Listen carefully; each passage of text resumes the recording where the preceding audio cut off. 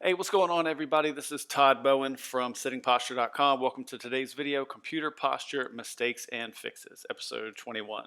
Let's take a look at the featured photo.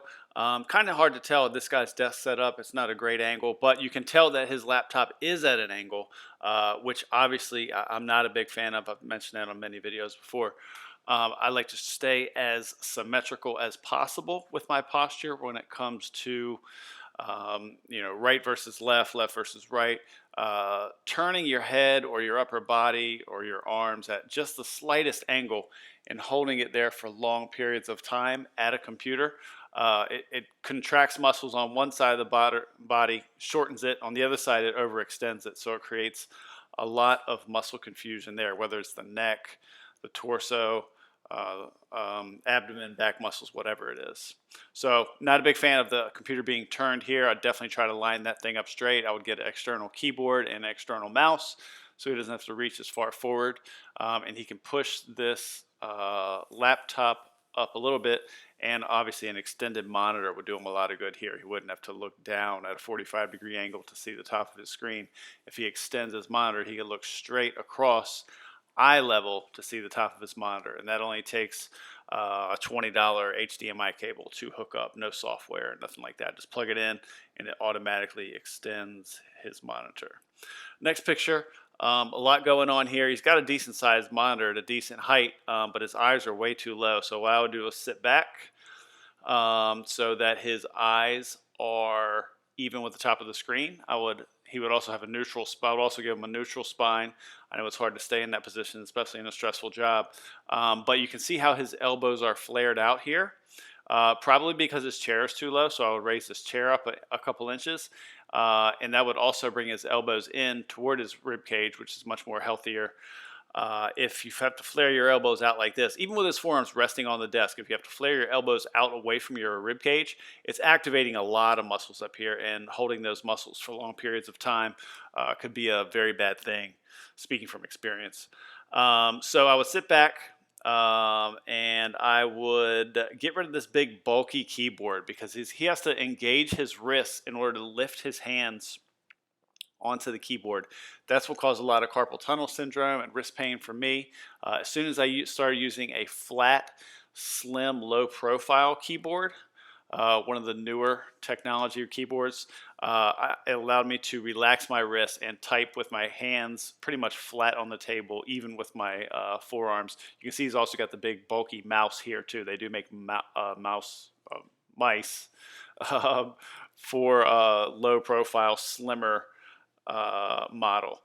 And what else here? Yeah, so one of the things I wanted to mention, when he raises his chair up a couple inches, it'll lift his elbows above the desk, which is a very good thing, because with his elbows below the desk, it's making him contract his bicep in order to put his hands on that keyboard, and keeping that bicep contracted for 8 hours a day, 40 hours a week, 2,000 hours a year could lead to a lot of shoulder pain. Because those bicep muscles get overused, they get tight, and then it leads to inflammation in the tendons that connect those bicep muscles to the shoulder bones. Let's look here. Again, he's looking forward. An extended monitor would do him a lot of good. It will allow him to sit back. He wouldn't have to lean forward just to see his small laptop screen. So sit back. I'm not sure about this chair. I've never used it, but it looks like it's got a lot going on. It could be a decent chair. But he would definitely need to sit back, get an extended monitor, extended keyboard, wireless mouse, stuff like that. His elbows, you can see this is a better angle that I was just talking about, the elbows being below the desk. Regardless if he's resting his forearms on that desk or not, he's contracting his bicep muscles in order to lift his hands over the up towards the desk. So I would raise his chair up a little bit, which is going to make his eyesight even worse looking at that laptop screen, which is why that extended monitor is very, very important. And definitely lean back. He's got his feet flat on the floor, which is good. So that's the changes I'd make on this. The fixes I would make on this photo, that photo. So over here, let's look. He's got the high monitor. Monitor is actually a little bit too high. You don't see that very often, but the top of the screen should be eye level. He's got his elbows in a great position here. His forearms are parallel to the floor. I even like my forearms to have a slightly downward angle. That's just personal preference for me, though. It puts a little bit more of a burden on my triceps. but it puts a lot less burden on the biceps, which is important for me because that's where the shoulder pain and inflammation comes in when those biceps get tight and overused from having that elbow below the desk, the keyboard, and the mouse. Obviously, he's slouching forward.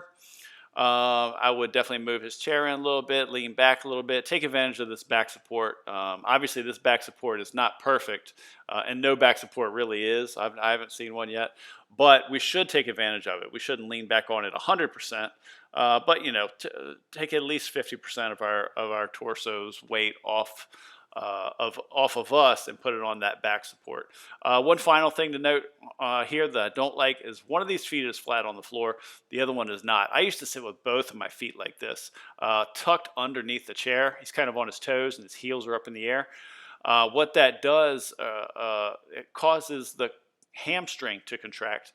And when that hamstring contracts, in order to pull that foot underneath the chair, that thing, it's just like the bicep and the elbow.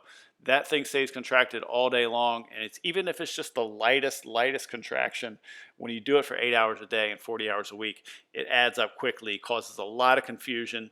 The hamstrings get compressed, the quads get overextended, which causes a lot of dysfunction in the knee and a lot of muscle confusion all the way throughout the leg and even up into the lower back. So basically, just make sure your feet are flat on the floor because this will cause an issue in the future. And I think I sprained my ankle playing basketball, so it led to 3 surgeries. But I think the reason I sprained my ankle was from sitting like this because it was just so much joint dysfunction going on in my ankle. So here's a better picture of it, both feet flat on the floor. He's taking advantage of this back support. Spine is in a neutral position. His monitor looks a little bit lower, but it's still kind of high. Elbows are still in a good position. I like these 2 pictures a lot. All right, so that's it for today's video, Computer Posture Mistakes and Fixes, episode 21. Thanks for watching. If you made it this far, congratulations. You're taking a big step forward in improving the quality of your life and your computer posture, and that's something to definitely be very proud of.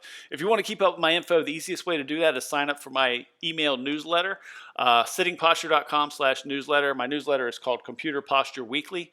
What I do is I send out 1 email a week, that's all. I don't spam and I don't sell email addresses either.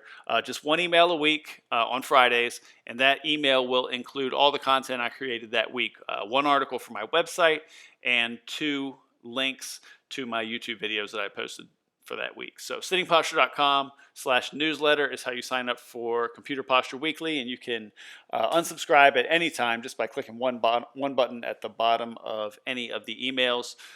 So that's it for today's video, guys. Computer Posture Mistakes and Fixes, episode 21. Appreciate you guys. We'll see you on the next video. Take care.